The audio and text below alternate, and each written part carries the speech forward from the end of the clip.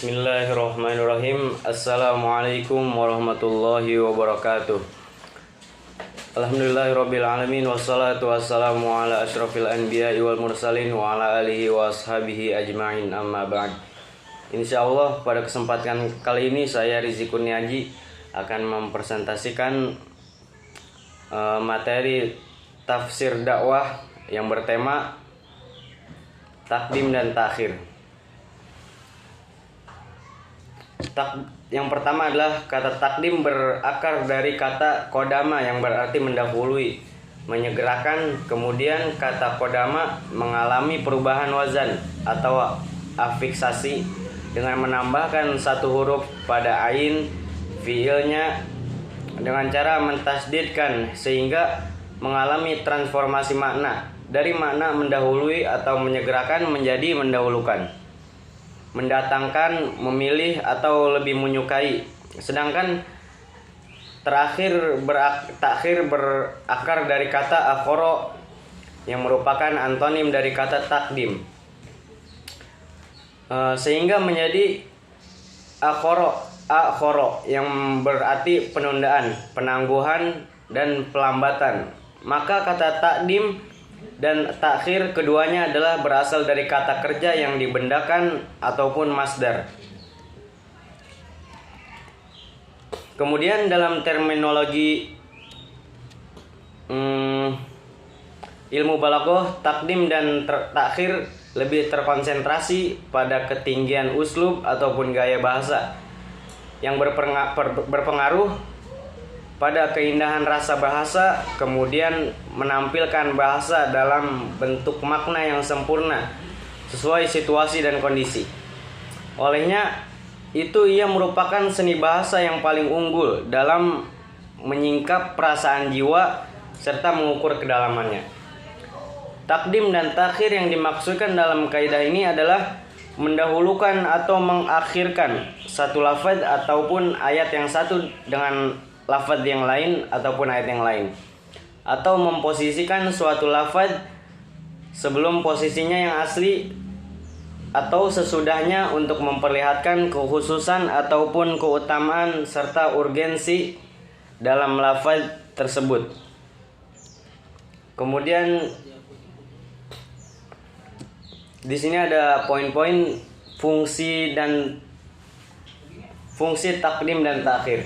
Yang pertama adalah menghindari kesalahpahaman. Yang kedua, fungsinya memberi makna penghususan. Yang ketiga, menunjukkan betapa pentingnya yang didahulukan. Yang keempat, penekanan. Yang kelima, mengundang rasa takut. Yang keenam, keindahan nada susunannya. Kemudian kita jelaskan sedikit poin-poin dari fungsi takdim dan takhir. Yang pertama yaitu menghindari kesalahpahaman.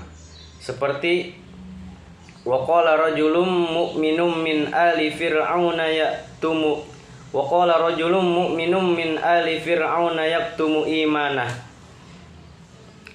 Berkata seorang mukmin dari keluarga Fir'aun yang menyembunyikan imannya. Seandainya kalimat Fir'aun, Ali Fir'aun atau keluarga Fir'aun diletakkan sebelum yaktumu imanahu ataupun menyembunyikan iman, maka mungkin ada orang yang memahami ayat itu dalam arti yang bersangkutan menyembunyikan imannya dari keluarga Fir'aun saja. Sedangkan apa yang dimaksud di sini adalah menyembunyikan dari siapapun. Kemudian kita lanjut ke fungsi yang kedua, yaitu memberi makna penghususan. Seperti contoh firman Allah, iyyaka na'budu wa iyyaka nasta'in. Jika ayat ini diterjemahkan tanpa memperhatikan penempatan objek, hanya sekedar pengetahuan tentang makna kata demi kata, maka bisa saja ada yang menerjemahkannya dengan engkau yang kami sembah dan kepadamu kami mohon pertolongan.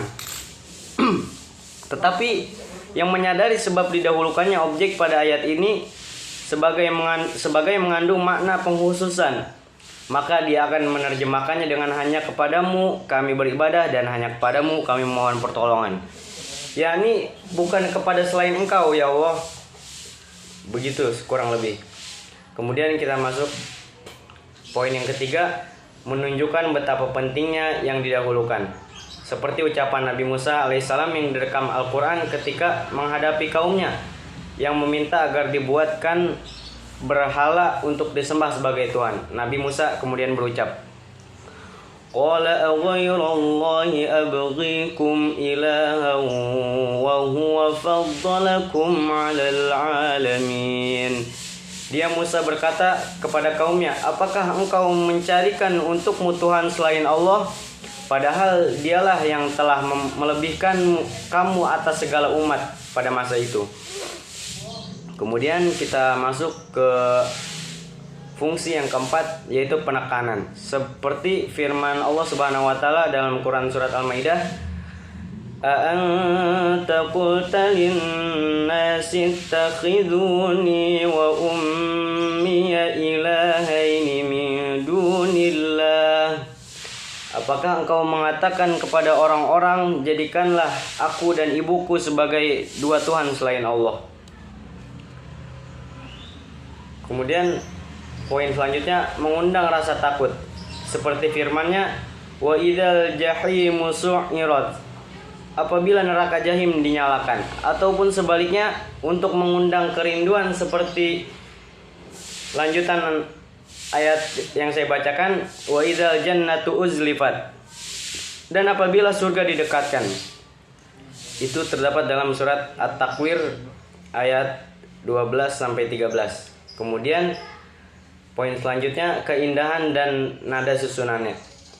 Khudhuhu faghulluh thumma al-jahima salluh thumma fi silsilatin dhar'uha sab'una dhira'an fasluku. Allah Subhanahu wa taala berfirman, tangkap dia lalu belenggu tangannya ke lehernya. Kemudian masukkan dia ke dalam neraka jahim. Kemudian belit dia dengan rantai yang panjangnya 70 hasta.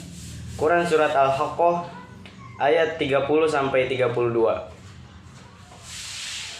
Cukup sekian yang dapat saya sampaikan dari materi kaidah takdim dan takhir. Kurang lebihnya mohon maaf. Wassalamualaikum warahmatullahi wabarakatuh.